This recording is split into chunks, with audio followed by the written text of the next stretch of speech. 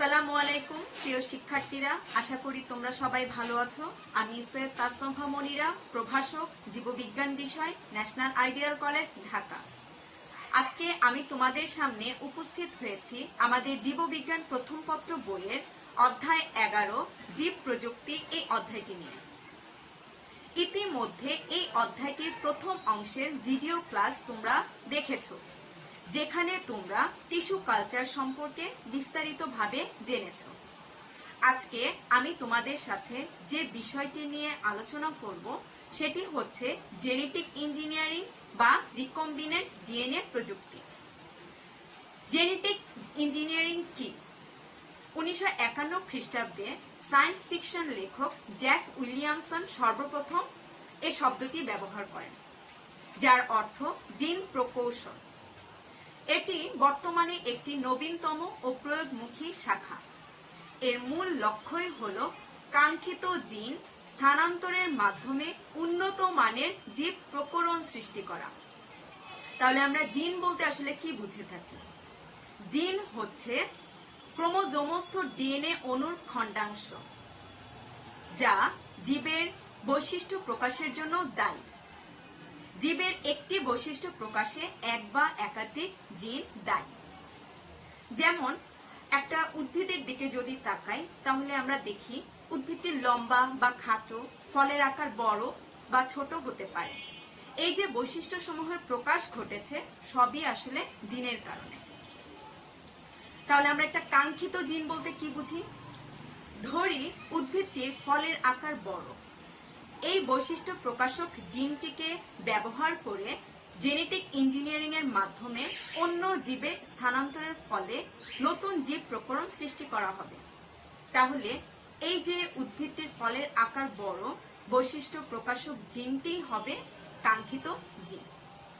তাহলে আমরা genetic engineering এর সংজ্ঞাটা এভাবে বলতে পারি: যে কৌশল অবলম্বন করে কোনো জীবকোষ হতে সুনির্দিষ্ট জিন নিয়ে অন্য জীবকোষে প্রতিস্থাপন করা ও কর্মক্ষম করা, বা নতুন বৈশিষ্ট্য সৃষ্টির জন্য কোনো জীবের ডিএনএতে পরিবর্তন ঘটানোই হলো জেনেটিক ইঞ্জিনিয়ারিং।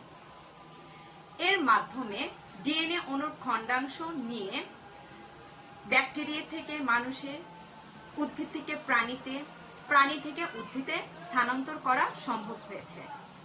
এর ফলে যে জীবসমূহ তৈরি হয় তাদেরকে বলা হয় জিএমও বা জেনেটিক্যালি মডিফাইড অর্গানিজম। এখন আমরা জানব রিকম্বিনেন্ট ডিএনএ কি। কোনো জীবকোষ থেকে কাঙ্ক্ষিত ডিএনএ অণুকে রেস্ট্রিকশন এনজাইমের সাহায্যে কেটে নিয়ে অন্য জীবকোষের ডিএনএতে সংযুক্ত করার ফলে যে মিশ্রিত বা সংকর ডিএনএ তৈরি হয় তাকেই বলা হয় রিকম্বিনেন্ট ডিএনএ। এখন আমরা জানব রিকম্বিনেন্ট ডিএনএ প্রযুক্তি কি। যে পদ্ধতিতে জেনেটিক ইঞ্জিনিয়ারিং এর কার্যাদি সম্পন্ন হয় তাকেই বলা হয় রিকম্বিনেন্ট ডিএনএ প্রযুক্তি। অনেক সময় জেনেটিক ইঞ্জিনিয়ারিং ও রিকম্বিনেন্ট ডিএনএ প্রযুক্তি সমার্থক শব্দ হিসেবে ব্যবহৃত হয়। এখন আমরা শিখব রিকম্বিনেন্ট ডিএনএ প্রযুক্তির ধাপসমূহ। এই ধাপসমূহ জানার পূর্বে কয়েকটা বিষয় সম্পর্কে আমাদের একটু ধারণা রাখতে হবে: বাহক, প্লাজমিড, রেস্ট্রিকশন এনজাইম, কোষক। বাহক বলতে আমরা স্বাভাবিকভাবে বুঝে থাকি কোনো কিছু বহন করা। জেনেটিক ইঞ্জিনিয়ারিং এ বাহক ব্যবহার করা হয়। জিন ক্লোনিং এ নির্দিষ্ট বা উপযুক্ত বাহক হিসেবে বিভিন্ন ধরনের অণুজীব সমূহকে ব্যবহার করা হয়। এই অণুজীব সমূহের মধ্যে উল্লেখযোগ্য হলো ইকোলাই, অ্যাগ্রোব্যাকটেরিয়াম, ট্রুমেফেসিয়েন্স এই ধরনের ব্যাকটেরিয়া। এই ব্যাকটেরিয়ার দেহে একটি প্লাজমিড থাকে। এই প্লাজমিডটি হচ্ছে বাহক হিসেবে ব্যবহার করা হয়। তাহলে প্লাজমিড বলতে আমরা কি বুঝে থাকি? প্লাজমিড হচ্ছে ব্যাকটেরিয়ার দেহে মূল ক্রোমোজোমের বাইরে একটি অতিরিক্ত ও ক্ষুদ্রাকার ডিএনএ। এই ক্ষুদ্রাকার ডিএনএ কে বলা হয় প্লাজমিড। এরকম একটা ব্যাকটেরিয়া, তার মূল ক্রোমোজোমের বাইরে রয়েছে একটা আলাদা স্বতন্ত্র ডিএনএ। এই ডিএনএটাই হচ্ছে প্লাজমিড। প্লাজমিড এদের সংখ্যা প্রত্যেকটা ব্যাকটেরিয়াতে 1 থেকে 1000 পর্যন্ত হতে পারে। প্লাজমিডের আসলে বিশেষ কিছু বৈশিষ্ট্য রয়েছে, যেমন এই প্লাজমিডের ডিএনএটা হচ্ছে স্বতন্ত্র এবং দ্বিসূত্রক। এদের মধ্যে জিনের সংখ্যার পরিমাণ কম এবং রেস্ট্রিকশন এনজাইম দ্বারা সহজেই এদেরকে কাটা যায়। কনজুগেশনের মাধ্যমে সহজেই অন্য ব্যাকটেরিয়ার দেহে স্থানান্তরিত করা যায়।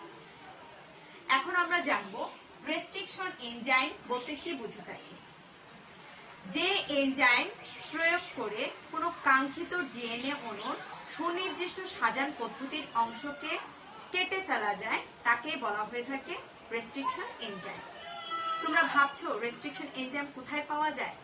আসলে এটি আমাদের প্রকৃতিতেই বিভিন্ন ব্যাকটেরিয়ার দেহে উৎপন্ন হয়। প্রতিটা ব্যাকটেরিয়ার দেহে কমপক্ষে একটি রেস্ট্রিকশন এনজাইম উৎপন্ন হয়। এর মূল কাজই হলো ব্যাকটেরিয়াকে আক্রমণকারী ভাইরাল ডিএনএ কে কেটে ফেলা। রেস্ট্রিকশন এনজাইম কাঙ্ক্ষিত ডিএনএ অণুর সুনির্দিষ্ট সাজান পদ্ধতির অংশকে কেটে দেয়। একইভাবে ওই একই রেস্ট্রিকশন এনজাইম দ্বারা প্লাজমিডের ওই একই বেস সিকোয়েন্স বিশিষ্ট অংশকে কেটে ফেলা যায়। এজন্য এই রেস্ট্রিকশন এনজাইমকে বলা হয়ে থাকে আণবিক কাঁচি বা বায়োলজিক্যাল নাইফ। আমরা একটা উদাহরণের মাধ্যমে যদি একটু দেখি যে ব্যাসিলাস নামক যে ব্যাকটেরিয়া রয়েছে তার দেহে থেকে যে রেস্ট্রিকশন এনজাইম উৎপন্ন হয় তার নাম হচ্ছে BAMHI। সে যে নির্দিষ্ট স্থানটাতে কর্তন করে সেটা হচ্ছে এই যে সূত্র, এই সূত্রে জি জি এই নাইট্রোজেন বেস সমূহের মাঝখানে এবং নিচের সূত্রে জি জি এর নাইট্রোজেন বেস সমূহের মধ্যে, অর্থাৎ এদের কর্তন স্থানটাও নির্দিষ্ট। আবার হেমোফিলাস ব্যাকটেরিয়া থেকে যে রেস্ট্রিকশন এনজাইম উৎপন্ন হয় তার নাম হচ্ছে HIN3 এবং সে যে নির্দিষ্ট স্থানটাতে কর্তন করে সেটা হচ্ছে এ এ এবং এ নিচের সূত্রে এ এ, এই জায়গাটাতে সে কেটে ফেলে। আমরা এখন জানবো পোষক বলতে কি বুঝে থাকি। জেনেটিক ইঞ্জিনিয়ারিং এ বিভিন্ন ধরনের পোষক ব্যবহার করা হয়, যেমন ব্যাকটেরিয়া, ছত্রাক, উদ্ভিদ বা প্রাণী কোষ। পোষক দেহের মধ্যে রিকম্বিনেন্ট প্লাজমিড ডিএনএটাকে প্রবেশ করানো হয়। এর ফলে আমাদের পরিকল্পনা অনুযায়ী জিনটির প্রকাশ ঘটানো হয় এবং তার পরিমাণ বা সংখ্যা বাড়িয়ে তোলা হয়। এখন আমরা রিকম্বিনেন্ট ডিএনএ প্রযুক্তির ধাপসমূহ সম্পর্কে একটু বিস্তারিতভাবে বোঝার চেষ্টা করব। ধাপসমূহের প্রথমেই রয়েছে কাঙ্ক্ষিত ডিএনএ নির্বাচন ও পৃথকীকরণ। প্রথমে রিকম্বিনেন্ট ডিএনএ তৈরির ধাপটি হচ্ছে কাঙ্ক্ষিত ডিএনএ কে নির্বাচন করতে হবে। কাঙ্ক্ষিত ডিএনএ নির্বাচনের পর সেটাকে পৃথক করতে হবে। এই ক্ষেত্রে বিভিন্ন পদ্ধতি অবলম্বন করা হয়। প্রথমে লাইসিস করা হয়। লাইসিসের ফলে কোষের মধ্যে বিগলন ঘটে।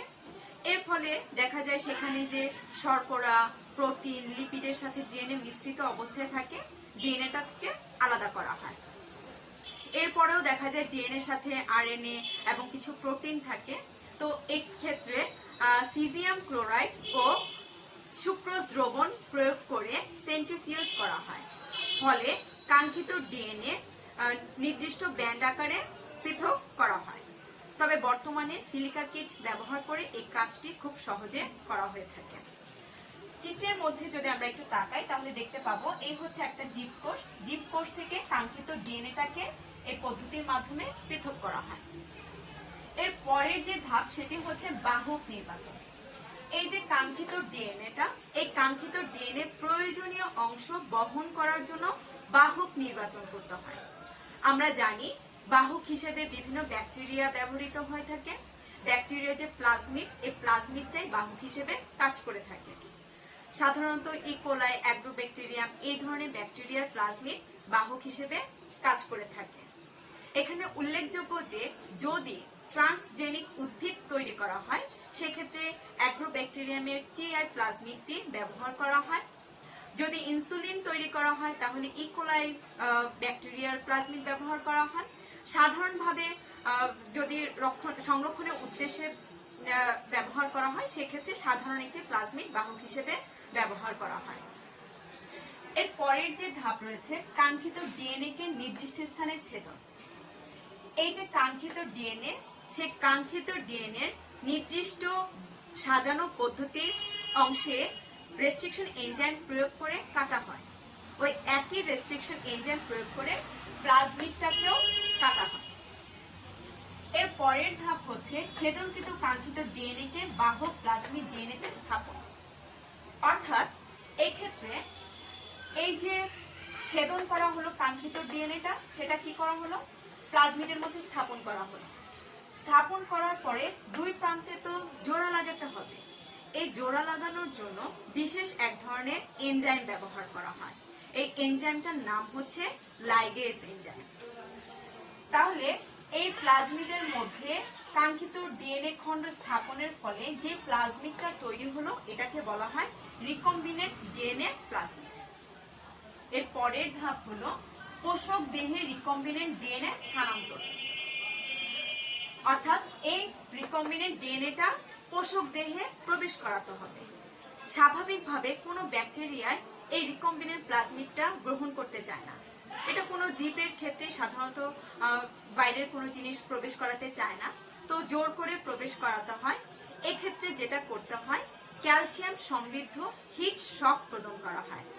এই হিট শক প্রদানের ফলে পোষক দেহের চারপাশে দেখা যায় ছিদ্রের তৈরি হয় এবং ছিদ্রের মাধ্যমে তখন এই রিকম্বিনেন্ট ডিএনএ প্লাজমিডটা ভেতরে প্রবেশ করে। এর ফলে যে ব্যাকটেরিয়ামটা তৈরি হলো এটাকে বলা হয় ট্রান্সফর্মড ব্যাকটেরিয়া। তবে বর্তমানে ইলেকট্রোপোরেশন পদ্ধতিতে এই কাজটি করা হয়ে থাকে। ইলেকট্রোপোরেশন এমন একটা পদ্ধতি যেখানে একই মাধ্যমে রিকম্বিনেন্ট ডিএনএ প্লাজমিড ও পোষক দেহ রাখা হয়। এরপরে বৈদ্যুতিক শক প্রয়োগ করে কোষের ভেদ্যতা বাড়ানো হয়, ফলে পোষক দেহটি খুব সহজে রিকম্বিনেন্ট ডিএনএ প্লাজমিডটি গ্রহণ করে। এর পরের যে ধাপ রয়েছে সেটা হচ্ছে রিকম্বিনেন্ট ডিএনএ সংখ্যা বৃদ্ধি ও মূল্যায়ন। এই পোষক দেহটিকে এখন সংখ্যা বৃদ্ধি করা হবে, অর্থাৎ পোষক ব্যাকটেরিয়ার সংখ্যা বৃদ্ধির পাশাপাশি দেখা যাবে কাঙ্ক্ষিত জিনবাহী প্লাজমিডটাও সংখ্যাও বৃদ্ধি পাবে। এর জন্য একটি কালচার মিডিয়ামে এই পোষক দেহটিকে রাখা হয়। আমরা জানি যে কালচার মিডিয়ামে বিভিন্ন পুষ্টি উপাদান থাকে এবং এই পুষ্টি উপাদানের মধ্যে খুব সহজে ব্যাকটেরিয়ামগুলো সংখ্যা বৃদ্ধি করতে পারে। এরপর আছে মূল্যায়ন। মূল্যায়ন হচ্ছে এই যে সংখ্যা বৃদ্ধির ফলে যে ব্যাকটেরিয়ার ক্লোনগুলো তৈরি হলো, এই ব্যাকটেরিয়াগুলো রিকম্বিনেন্ট প্লাজমিড বহন করছে কিনা এটা পরীক্ষা করা। এই জন্য কালচার মিডিয়ামে একটি নির্দিষ্ট অ্যান্টিবায়োটিক প্রদান করা হয়। যে সমস্ত ব্যাকটেরিয়াগুলো রিকম্বিনেন্ট প্লাজমিডটাকে গ্রহণ করে তারা বেঁচে থাকে। তাহলে বেঁচে থাকার ফলে দেখা যাবে কি কাঙ্ক্ষিত জিন বহনকারী ব্যাকটেরিয়া ক্লোন তৈরি হবে। তো এইভাবে সাধারণত রিকম্বিনেন্ট ডিএনএ প্রস্তুত করা হয়ে থাকে। এখন আমরা যদি কিনা একটি ট্রান্সজেনিক উদ্ভিদ তৈরি করতে যাই তাহলে এরপর আমাদের কি করতে হবে? এরপরে দেখা যাবে রিকম্বিনেন্ট ডিএনএ কে অ্যাগ্রোব্যাকটেরিয়ামে স্থানান্তর। আমরা এর আগেই বলেছি রিকম্বিনেন্ট ডিএনএ তৈরির সময় যদি ট্রান্সজেনিক উদ্ভিদ তৈরি করতে যাই তাহলে বাহক হিসেবে টিআই প্লাজমিড অর্থাৎ অ্যাগ্রোব্যাকটেরিয়ামের প্লাজমিডটি ব্যবহার করতে হবে, পোষক হিসেবেও অ্যাগ্রোব্যাকটেরিয়ামটাকে ব্যবহার করতে হবে। এরপরে সর্বশেষ ধাপ হচ্ছে কাঙ্ক্ষিত উদ্ভিদ কোষে রিকম্বিনেন্ট ডিএনএ প্রবেশ করানো। এই যে কাঙ্ক্ষিত জিনবাহী যে ব্যাকটেরিয়া ক্লোনগুলো তৈরি হয়েছে, এখান থেকে কাঙ্ক্ষিত এই জিনটাকে বিভিন্ন পদ্ধতি হতে পারে মাইক্রো ইনজেকশন বা ইলেকট্রোপোরেশনের মাধ্যমে জীবদেহে প্রবেশ করানো হয় এবং জীবদেহে প্রবেশ করানোর ফলে ট্রান্সজেনিক জীব অর্থাৎ উদ্ভিদ, প্রাণী বা অণুজীব তৈরি হয়। আমরা যদি উদ্ভিদ তৈরি করতে যাই সেক্ষেত্রে এখান থেকে কাঙ্ক্ষিত জিনটাকে পৃথক করে আমরা একটি উদ্ভিদ কোষে স্থানান্তর করব। এরপরে ওই উদ্ভিদ কোষটাকে টিস্যু কালচার মিডিয়ামে রেখে সংখ্যা বৃদ্ধি করব। তাহলে কোষটার সংখ্যা বৃদ্ধি হবে।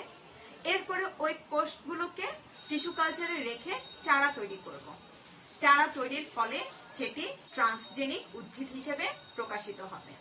তাহলে এই সমস্ত প্রক্রিয়াটাই হচ্ছে কি আমাদের রিকম্বিনেন্ট ডিএনএ কিভাবে তৈরি হয় এবং কিভাবে ট্রান্সজেনিক উদ্ভিদ তৈরি করা যায় তার ধাপসমূহের বর্ণনা।